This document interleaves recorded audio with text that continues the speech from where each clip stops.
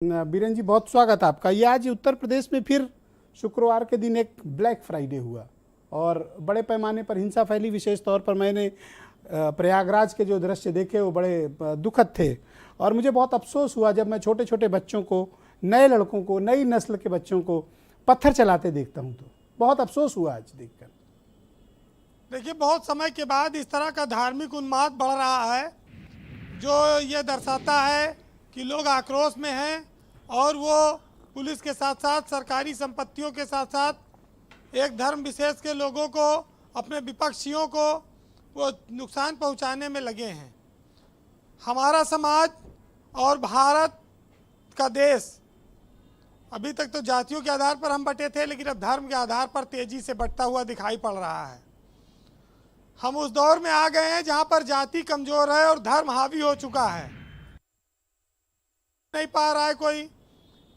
तो जब रुकेगा नहीं तो फिर कहीं ना कहीं भाई आप कितने दिन धुआं को दबा के बैठाए रहोगे।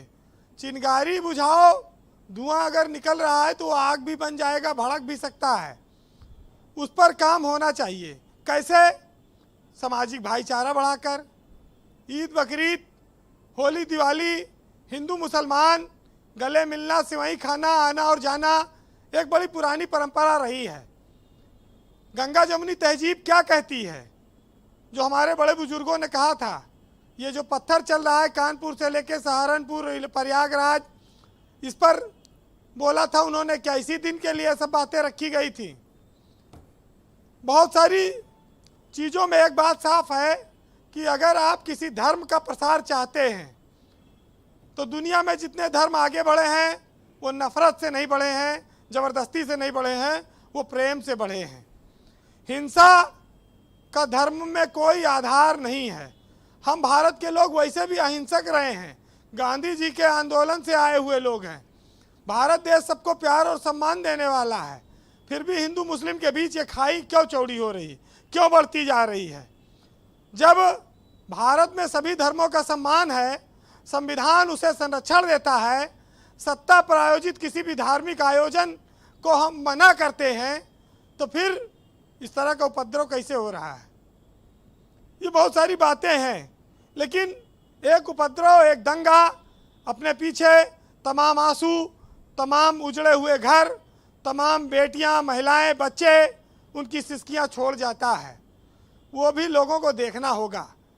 हम अपने भावनाओं में इतना आक्रोशित ना हो जाएं कि हमारे पीछे जो लोग हैं उनका जीवन कष्टकारी हो जाए। अब पुलिस क्या करेगी? लोगों को पकड़ेगी, जेल में डालेगी, मारेगी, पीटेगी, बच्चे और परिवार तबाह होंगे, व्यवसाय बर्बाद होंगे, रोजगार दिन पर दिन कम हो रहा है, लोग क्या खाए पिएंगे? ब्रजेश जी, बात आई कि जुमा की नमाज थी, व्यवस्था क्यों नहीं थी? देखिए, भीड़ एक अनकंट्रोल्ड सिस्टम है और जुमा की नमाज या कोई धार्मिक आयोजन सरकार इसे रोक नहीं सकती है। यहाँ लोग इकट्ठा होते ही हैं।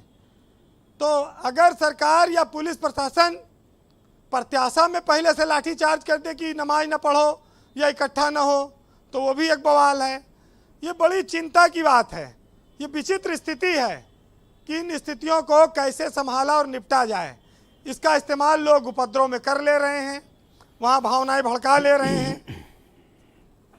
हम अपने इंटेलिजेंस के फेलियर की बात करते हैं, पुलिस के फेलियर की बात करते हैं, लेकिन ऐसे मौक़ों पर पुलिस लाठी पहले नहीं मार सकती, गोली पहले नहीं चला सकती, आंसू गैस से मार के लोगों को नमाज पढ़ने से नहीं भगा सकती। उसकी मजबूरी है, उसको तमाशा देखना है। लेकिन जब मामला बिगड़ जाता है तब वो एक्शन में आ सकती है। उसके पहले अगर वो आएगी तो दोस्त तो उसी पे चला जाएगा। कुल मिलाकर हम लोग जिस स्थिति में हैं, उत्तर प्रदेश में भी बहुत बड़ी संख्या में मुसलमान हैं, पूरे देश में हैं, 20% के करीब हैं। कोई सरकार इनको समुंदर में डुबा नहीं सकती कि इनको मार के ख़त्म कर दे, डुबो दे, ये चले जाएं।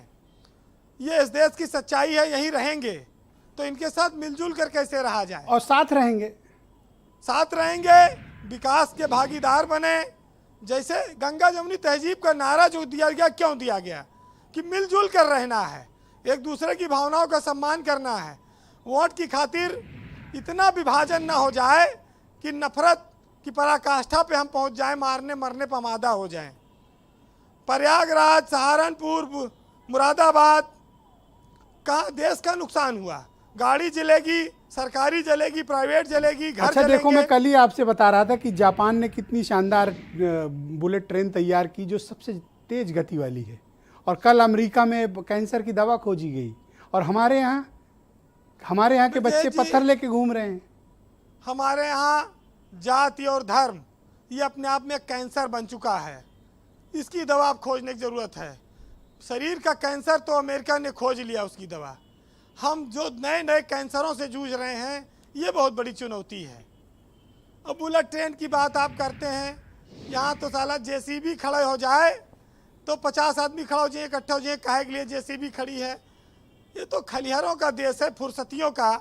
खाना पीना मिल जाए, मोबाइल चार्ज रहे, तो ना रोजगार की चिंता है, ना तरक्की की, ना घर लौटने की। मैं बता रहा हूँ वीरेन जी की जहालत की अंतिम पायदान पर खड़े हैं ये लोग सब, दोनों हिंदू और मुसलमान।